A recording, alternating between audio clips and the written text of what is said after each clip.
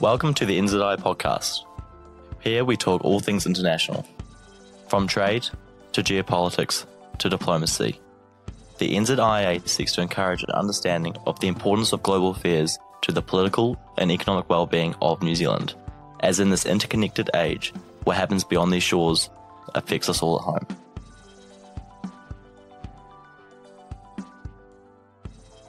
Hi guys, and welcome back to the NZIIA podcast, brought to you by the Youth Panel. Today we're going to be talking about astropolitics, a very new and interesting field in international relations, and I'm joined today by Marçal and by Tanis, who will be co-hosting with me. Marçal, do you want to start by introducing yourself? Kia ora koutou. My name is Marçal Sanmartí. I'm a research assistant for the New Zealand International Review. It's the magazine of the New Zealand Institute of International Affairs, and also I'm a member of the Planetary Society. Nice to meet you. Awesome. Thanks so much for joining us. So I guess the best place to start is, what is astropolitics in general? What does it encompass? I assume it has a lot to do with space and this new frontier of international relations, but how would you best describe it? Actually, there are kind of two definitions of astropolitics. One refers mostly to the politics of outer space, meaning treaties, laws, and the economies behind. Another definition is mostly related to geopolitics of space. As we know, geopolitics is how the geographical conditions of Earth can affect states, populations, and even culture and economics. Well, we can translate that into space, sunlight, gravitational pulls, solar radiation that can also affect us, and the international relations too. And so, as someone who's not super familiar with astropolitics, I do hear a little bit about what NZ is doing in the sector. Could you give us a brief overview of what NZ is doing? Because when I think about NZ in space, it doesn't seem like a natural fit, right? It seems like something that only great powers with massive money can do, or, private corporations can do. But NZ is definitely punching above its weight in the sector. We have some involvement, right? Yeah, definitely. It's quite interesting because NZ is doing great in space. You've got your own space agency since 2016. Not many people in New Zealand are even aware of that. But also, NZ is one of the very few countries with rocket launching capabilities. Just to throw an example, there are right now almost 80 national space agencies. But countries with rocket launching capabilities are something like 20. So, definitely New Zealand is punching high there. Also, New Zealand is a member of the Artemis Accords that we can talk about later on. And just 12 countries have signed those accords with NASA. New Zealand has signed 4 out of 5 space treaties. And some of them have not been signed by many countries, but New Zealand is there. Also, New Zealand is a member of INCOPUOS, the Committee on the Peaceful Uses of Outer Space, and the International Space Exploration Coordination Group, and that was quite recent. So, that's just a way to show you that New Zealand is very engaged internationally when it comes to space treaties, space law, and even with the space economy, but we can talk about it later on if you like. Yeah, we can definitely touch on that later. So just something in general. So what makes NZ a safe place to launch from? I assume it has things to do with, air traffic. We don't have planes flying over like the US does, of course, because I thought being close to the equator was an advantage. And of course, New Zealand is not close to the equator, as I can tell by the Wellington weather we have outside. So how does that work? How does that balance between not being close to the equator, but still being a good place to launch from? Yes, I think that's vital to the New Zealand space sector because you can offer completely different things. Of course, to launch something from New Zealand, it takes much more energy, and that means that you're going to spend more money doing that. But on the other side, you're in a much safer area, much less air traffic, much less pollution, less threats around you, and sometimes people in New Zealand take for granted peace, but in some other countries they're completely surrounded by rocket flying here and there, and we're not talking about rockets, but cruise missiles. So you're in a safe spot, and that's why it's a huge plus for New Zealand. But there's another thing that people usually do not have in mind, is that space is not just about launching rockets. You've got also satellite ground stations, and you've got radio signs and signals that contaminate and make that difficult. But in New Zealand, you do not have that problem either. So that's why you've got in Awarua a very good satellite ground station. And so do other countries lease our airspace? How does that work? Or do they have agreements where they can, through private companies, use satellites and shoot satellites off into the air? How does that work? Because obviously, although the South Pacific is not a very tense region, maybe if we were shooting US or Chinese military satellites in the air, that would annoy the other. So how does that balance work? Yeah, I'm sorry to tell you that it's too late because that happened already. I mean, New Zealand has launched spy satellites for the United States, and that has created a bit of a political tension inside New Zealand. As you know, New Zealand is a very anti-nuclear country and, anti-warfare country. But yeah, as you're saying, Rocket Lab, it's kind of Kiwi, but mostly it's an American company. And, it's a US contractor, and the United States has been using Rocket Lab for such things, among many others, of course. Was New Zealand's launching of the American satellite, was that due to our involvement with Five Eyes? Well, that helps a lot. And yes, it is. There's a lot of misconceptions about Five Eyes. It's not as complete as one might think. There's a series of treaties that bind New Zealand with Australia, Canada, United States, and the United Kingdom that are outside the Five Eyes intelligence network. But yeah, definitely, we can link one thing to the other. And so with all this, what is the state of the space laws and treaties? Because when I was thinking about it, I thought it might be comparable to Antarctica, where we have treaties saying that it's not for anyone's own personal use, but then states also have their own claims to it. And the thing with Antarctica that's interesting, which I thought might be relevant to astropolitics, is that these treaties only get signed up until a point where the great powers or states really see a benefit in exploiting the space for their own gain. And you get to talk with Antarctica, as soon as heavy industry need outweighs the need for the penguins to have a nice place to be, those treaties might not get re-signed and renewed. Is there a similar situation with space?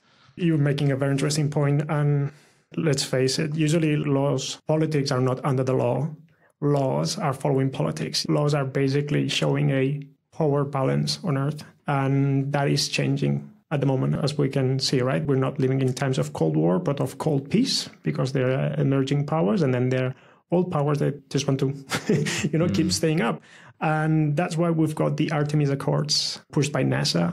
But so far, just 12 countries have signed those accords. Many countries are finding themselves between the rock and the hard place. They do not agree with the United States having such a strong leadership, setting the rules for such an important thing as lunar exploration that should belong to all of humankind. But at the same time, if they do not sign those accords, they might be late when, the sharing of the pie comes. And that is why there's a lot of tension between the United States and Russia and China, who completely disagree with that. And especially there's something quite tricky about the Artemis Accords. According to the space treaties and the Outer Space Treaty of, I think it's 1967, you cannot make national claims on extraterrestrial territory, right?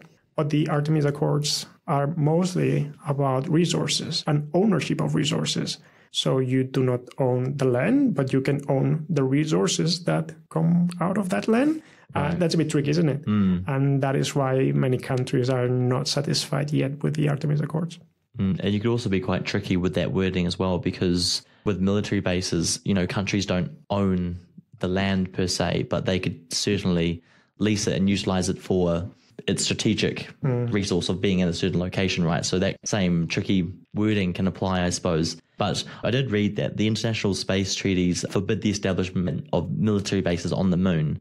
Do you think that something that's so far away that there are so many bureaucratic and law and treaty-based things to figure out before then, or is that a clause specifically put in there because countries are deciding whether that's going to be something they're going to invest money into or look to do soon? I would say it's the second option. In fact, DARPA is already preparing a structure on the moon.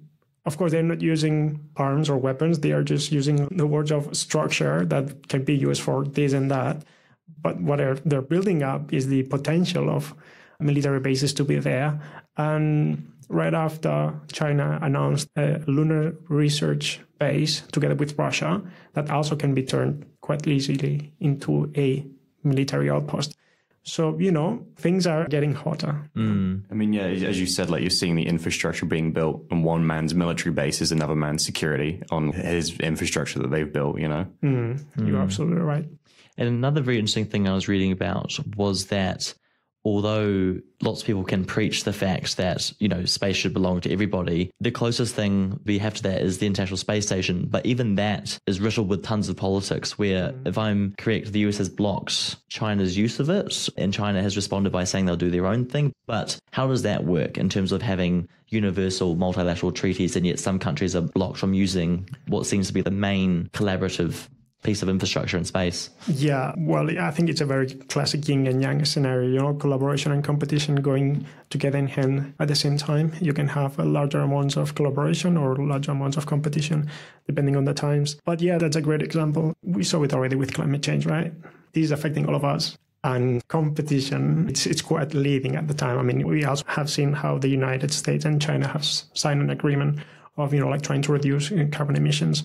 COVID-19, again, we were supposed to be developing a vaccine for all of humankind, and that did not happen. We had vaccine nationalism and vaccine diplomacy, and it did work pretty well for some countries like Russia. And same with the International Space Station. It's super political.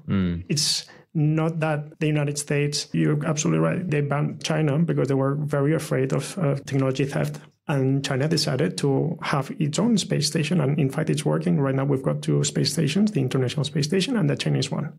And China has said already that they're open for business. Meaning that if you think the International Space Station is asking for outrageous fees, well, maybe come to us, we can break a deal. And that's not even to mention the commercial and private aspect that is going to be introduced very shortly. It is introduced. You've got SpaceX and you've got Amazon's, I forget the name of their program. You've got them launching up rockets pretty regularly at the moment, and they're going to have to either decide to go between the Chinese space station, the International Space Station, or most likely build their own one because there's no regulations for that. Yeah, you're absolutely right. It's quite funny because we're not going to have an international station and a Chinese station.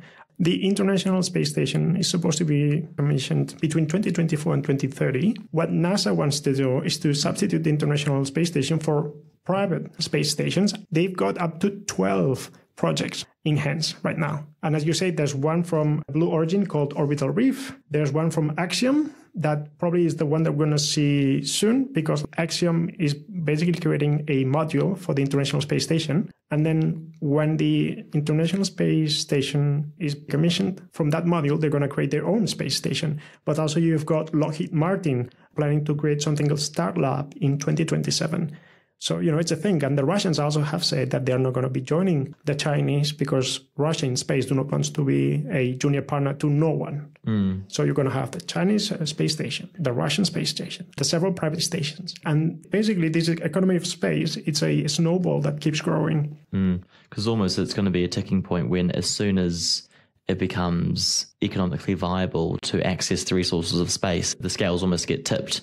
It's very similar to the climate change discussion, where as soon as through the slow grind of eventually making solar panels highly efficient and cheap to make, or electric cars having a greater range and cheaper to run than gasoline-based cars, then you're going to have a flip, right, where it becomes almost a space race, forgive the pun, for that. As you say, as soon as it becomes economically more viable, that could happen. But I really wanted to touch on that point, was I really found in your article something very interesting in terms of comparing SpaceX and Rocket Lab and Blue Origin, all these spacefaring companies, comparing them to like the East India Company, where states and these massive corporations go hand in hand in the sense that, they offer that flexibility, that agility. And because they're private companies, they are more attuned to taking on risk and then winning contracts to do almost what you would expect the government to do, much like the East India Company do. So could you elaborate on how you feel history might repeat itself, where you have these mega, mega powerful corporations like the East India Companies were, where they have their own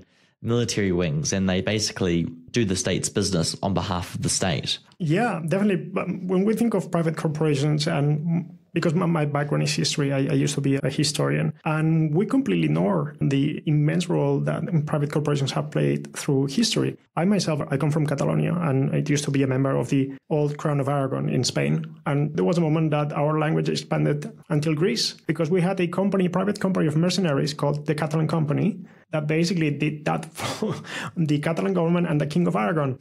And that was in the 14th century. Private corporations are always there.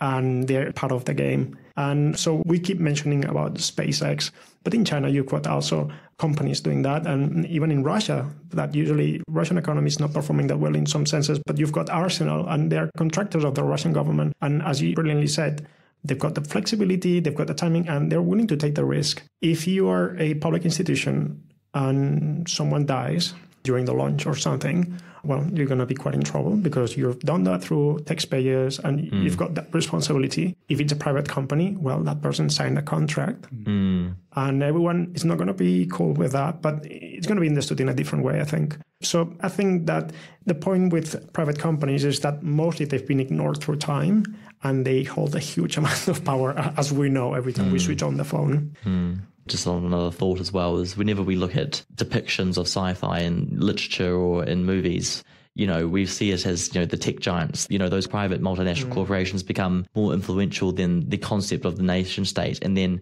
the other way that's always expressed is in space, where whoever has the monopoly on mining that resource, which is the most valuable in the universe, or, you know, space does offer that kind of frontier where, as you say, history repeats itself and you see these corporations like the East India Company, but spacefaring in terms of breaking down frontiers, where can laws and treaties keep up with companies and projects and ambitions that are beyond the planet? You know, it's going to need another level of bureaucracy and regulation, which it just seems to be developing faster than we can regulate it, like social media or like tech. It seems we're just increasingly incapable of keeping up with the reality or not understanding what's actually happening and how fast it's moving. It's not only like keeping up pace as well, it's also keeping up legitimacy. History may repeat itself with the Americas. You know, England, you know, goes, founds a colony in America, then they grow, and it's like, why are we listening to these guys overseas? You're just going to see that with space, you know, with Elon Musk creating his colony on Mars. Why should I be beholden to laws and regulations that is on literally another planet? You know, you're going to see that separation. Actually, you're absolutely right. I wrote a series of articles for the New Zealand International Review on the rush or the scramble for the inner solar system. The first one was about the moon. The second one was about Mars. And I was making exactly the point that you made. People keep talking about terraforming Mars. It's going to be much cheaper to us to become Martians. You know, how are you going to completely change a planet?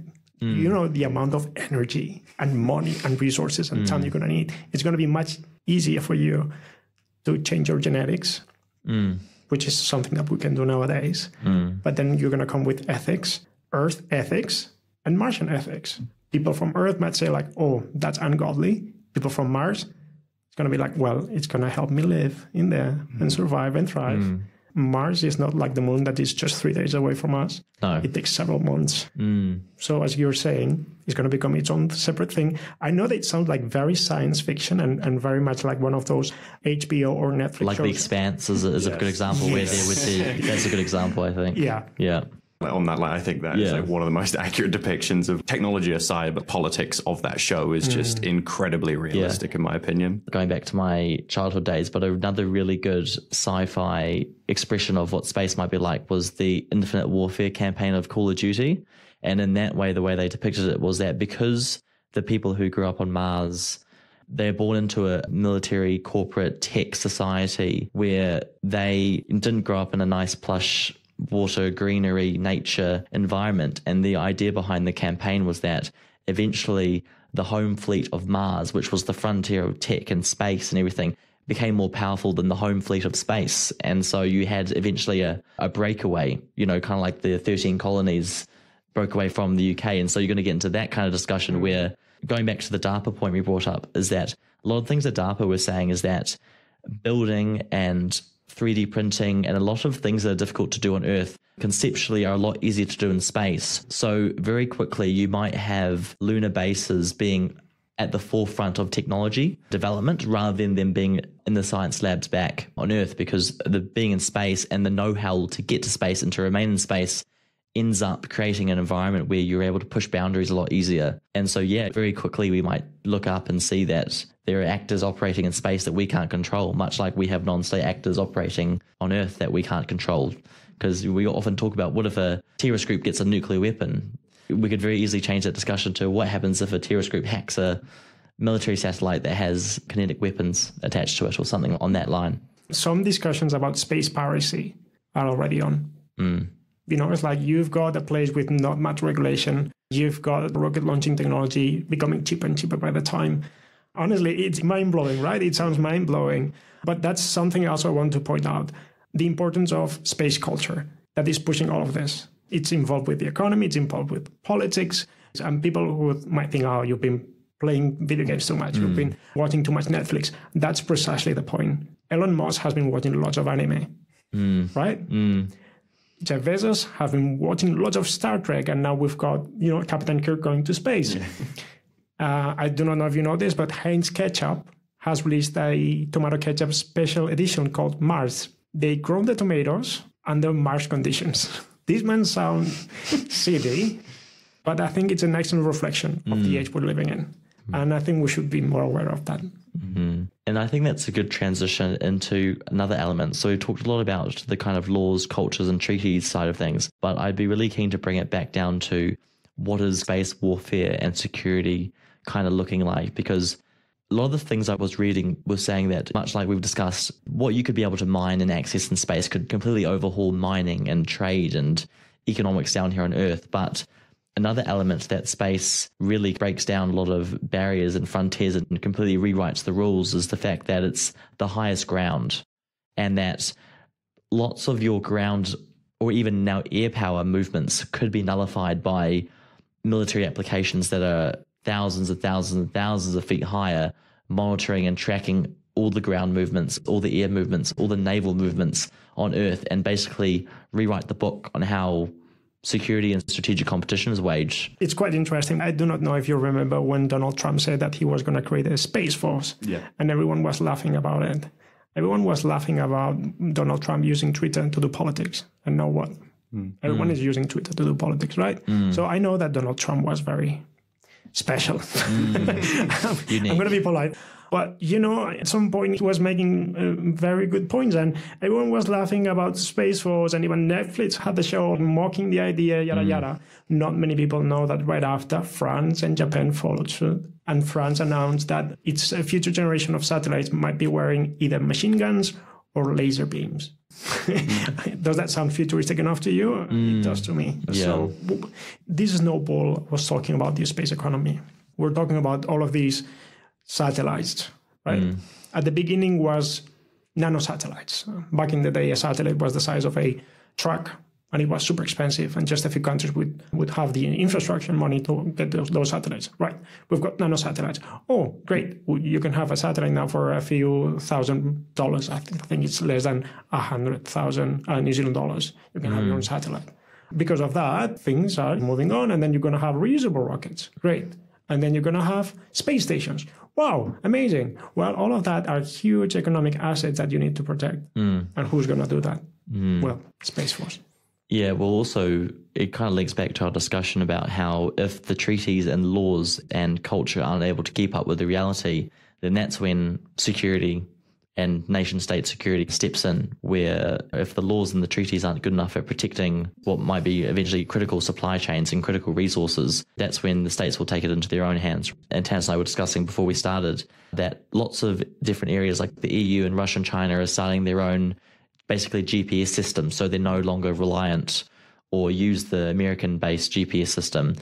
I didn't realize, I seem silly now that I think about it, but that the navigation GPS on your phone thing, that's an afterthought of what the satellites are there for. They're all military application first for coordinating navies and coordinating ground forces. So what could you say about the fact that now different regions and groups of states or individual great power states like China and Russia are looking to have their own versions of these things? I suppose it suggests what you're saying, that they're going to look after their own stuff, their own resources. Well, I think if we want to see what's going to happen in the future, we just need to look at the internet nowadays. As you know, we're using American infrastructure and let's say WhatsApp and then, Outlook. But in China, they've got something different, right? They've got Beidou, and then in Russia, they've got Yandex, and they do not have Google. So the internet slowly is fragmenting into intranets. Even in North Korea, they've got their own intranet that is not connected to the rest of the world. So yes, that's going to happen also in space. And here comes my question to you two. What's going to happen with New Zealand? As you know, New Zealand has signed the Artemis Accord and is part of the 5i. first commercial partner of New Zealand is China. The second one is Australia. What's the first economic partner of Australia? China. So at some point, maybe dad and mom are going to ask you, we're divorcing. Are you coming with me or with your dad? And I know that New Zealand wants to be one of those neutral places like Switzerland or Singapore or something like that. Honestly, I think that would be great. But is that going to be possible? I do not know the answer. I would like to know your thoughts about it. Well, no, it's a great question to ask. And Alex and I, for a lot of our classes at uni this year, have been going through war game exercises and stress testing New Zealand foreign policy. And ultimately, I think every war game we've done is to simulate that very question. What if either Australia or America start getting more aggressive towards China or vice versa? And what sides do you pick? And inevitably how these war games go is that New Zealand hedges their bets consistently and just tries to play the neutral partner. And it really is getting to that stage of pushing New Zealand what to do. And that's the biggest factor for our politics is the uncertainty of what we would do. Yeah, I just would like to add something. Probably you know about the AUKUS deal between the Australia, United Kingdom and the United States. It's not just about the nuclear propelled submarines, but also it comes to artificial intelligence. And I think it's nanotechnology, but also is related to space technology. So you're going to have a transfer of technology on those terms.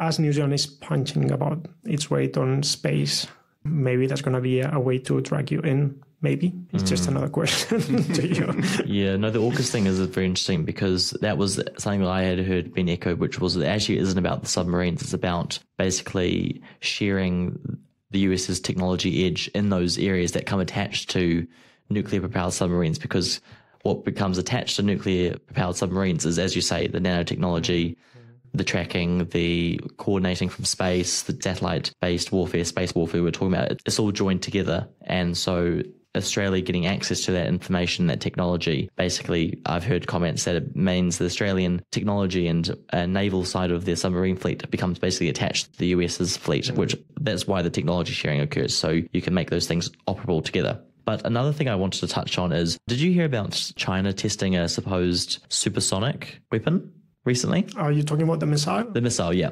Yeah. I wanted to join this onto the nuclear warhead and warfare discussion, but obviously the idea of like supersonic weapons and kinetic weapons is something that I hear a lot about in hearing from space, and how that could overhaul the whole strategic mindset of nuclear warfare. Because if you have a supersonic weapon that can intercept any nuclear rocket warhead, does that change the game? What are your comments on that kind of thing? Well, that's an excellent question. There's a problem with supersonic weapons, and that's precisely related to space law. The Treaty of Outer Space forbids the use of nuclear weapons in space. So for that rocket to reach its goal, might need to go through the stratosphere. And it's a nuclear-propelled rocket. That's why you've got space lawyers. In fact, you've got in New Zealand space lawyers. It's called Maria Potts, and it's in Christchurch. But, this is a very rich political discussion, economical discussion, cultural discussion. And, we could be talking here for hours and hours. But, it's one of those issues.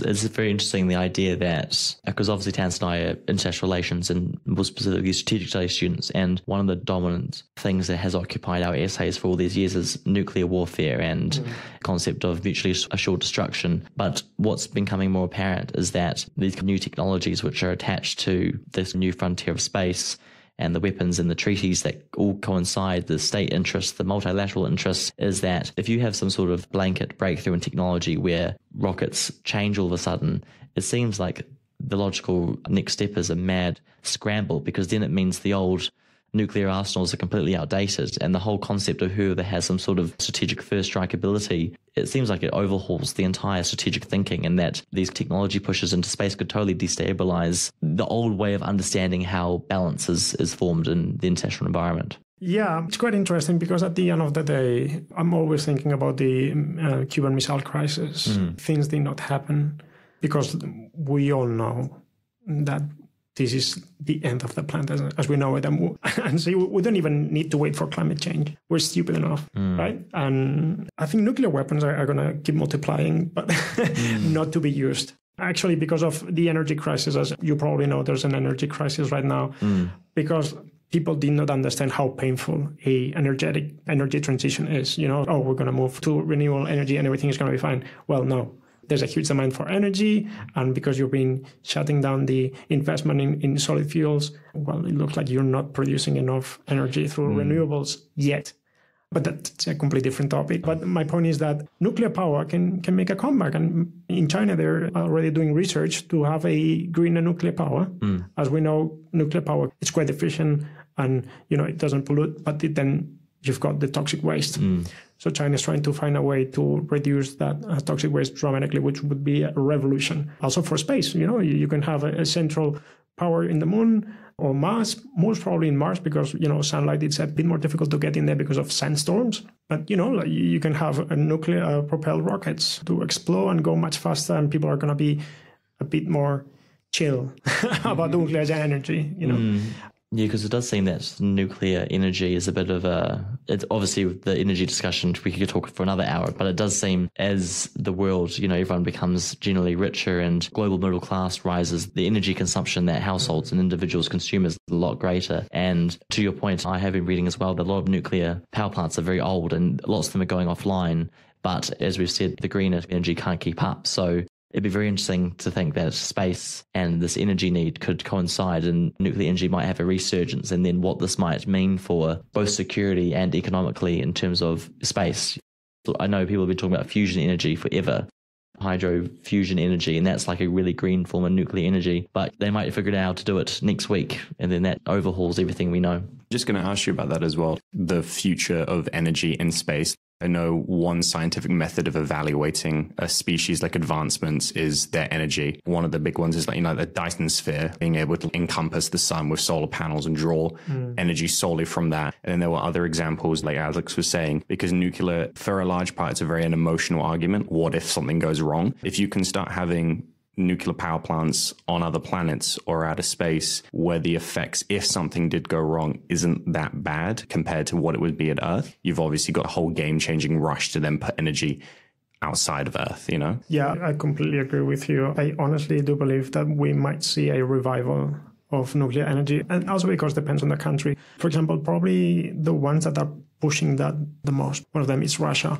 Even though that you had Chernobyl in the Soviet Union, still Russia has nuclear power in one of their both hard and soft power assets. If you need to reconstruct your country, Russia can come and build up a nuclear power plant with all of the guarantees that you're not going to be using that for a nuclear bomb. It's not in the interest of Russia for you to have that, but they build infrastructure for you.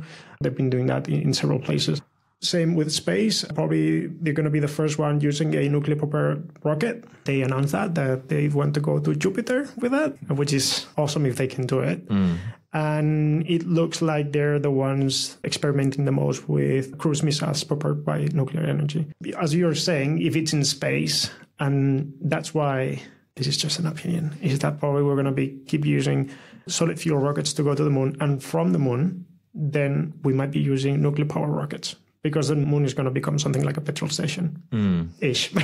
Not so similar to Antarctica, but a place to do research, but also to go beyond and even for a few tourists to visit. But yeah, that's just my opinion. I mean, there's a lot of things to happen before that. No, that all sounds really, really interesting. So I suppose we can move to our closing thoughts and overall thinking. But what do you think New Zealanders should be looking out for in terms of what's going on at home and what we should be thinking about? Is there any sort of new discussions about when treaties might get renewed or new treaties? What's the state of the space in terms of what we're going to be looking at as the global economy bounces back from COVID? What's the immediate things on everybody's mind when it comes to space and astropolitics? Yeah, I think New Zealanders are not aware enough of the huge amount of space-related things that are happening in this country. We've been talking about space lawyers, but also in the next number of the New Zealand International Review, we've got a space consultant, Nick Boris from Rotoiti, making an excellent article for us. So, that's another thing that we've got in New Zealand. And we've got people doing research in Auckland, but also we've got recently a group of researchers from the Otago University that received $15 million to predict space weather. Space weather is all of these solar radiations that can hit your satellite, your airplane, and make things go wrong. Even there was an incident called the Carrington event in the mid-19th century that basically destroyed the telegraph infrastructure. And that happened all of a sudden. And of course, everyone is terrified of something like that, a solar tsunami happening and destroying all of the internet network. So you've got people in New Zealand working on that for the New Zealand infrastructure.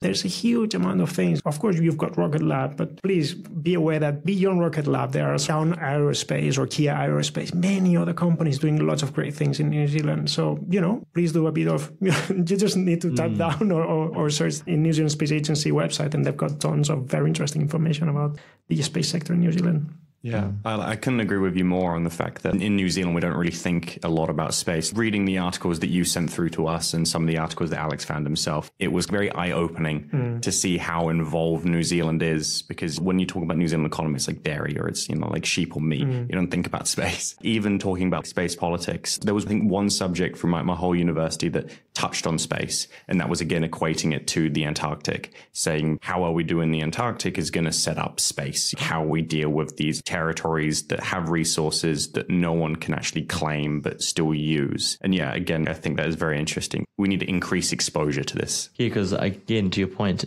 the idea of a meteor or a solar flare could make even climate change null, right? Because it's something that could happen instantly. And so again, it almost adds another layer of threat or of immediate need. So to the point about the Antarctic comparison, we could even see that maybe space law and treaties and security concerns outpace Antarctica. Maybe we're fighting over resources on the moon before we even bother with Antarctica. Let me scare you a bit more about that. Recently, in today's, what's the day today? The 12th? The 12th. Right, in 12 days, there's a space mission called DART from NASA. It's basically a spacecraft to be launched to deflect an asteroid.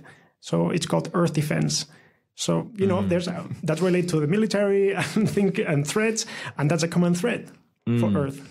Like a meteorite bursting into the atmosphere. Well, actually, that did happen in Russia in 2013. And that injured 1,300 people. Many agencies, many governments, even the UN has an asteroid date. And because of that, it's a serious threat and it comes from nowhere. So right. Well, I suppose that makes my uni work I have to do this next week a little bit less painful. Now that a meteor could just come. Well, that's a good reason for an extension. I think so. I've been stressing about a meteor hitting the Earth, so I need a 2-day extension. But anyway, thank you very much, Marçal, for joining us. It was a fantastic discussion. Thank you for Tanis for co-hosting with me. Yeah, thank you very much, guys. Hi, guys. Thank you very much for tuning in to another episode of the NZIIA podcast brought to you by the Youth Panel. You can listen to all our podcasts on Spotify at NZIIAYP. Follow us on Instagram as well, NZIIAYP, for all the latest information updates on what we're getting up to this year. Cool. Cheers, guys.